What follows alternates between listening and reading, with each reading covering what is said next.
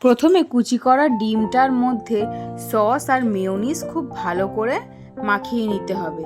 তারপর sweet corn আর বিনসটাকে হালকা একটু বাটারে টস করে সেই মিশ্রণটার মধ্যে দিয়ে তার মধ্যে গোলমরিচ, পেঁয়াজ কুচি সব কটা মিশ্রণ একসাথে করে তারপর ব্রেডগুলোকে মাঝখান থেকে টুকরো করে নিতে হবে।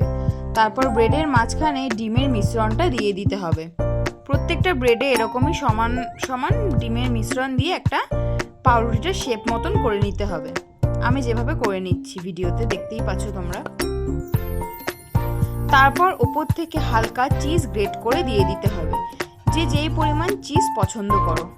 আমি মোটামুটি একটা মাপ অনুযায়ী দিয়েছিলাম, খুব বেশিও দিনই খুব কমও দিনই, তোমরা নিজেদের পছন্দ মতন দিয়ে নেবে।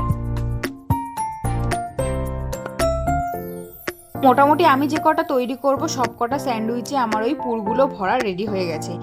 এইবার একটা চাটুর মধ্যে অল্প পরিমাণ বাটার দিয়ে ওই রুটিগুলোকে সেঁকে নিতে হবে। একদম হালকা আঁচে সেঁকতে হবে যাতে খুব বেশিভাবে পুড়ে না যায়, আর ওপর থেকে একটু বাটার দিয়ে দিতে হবে।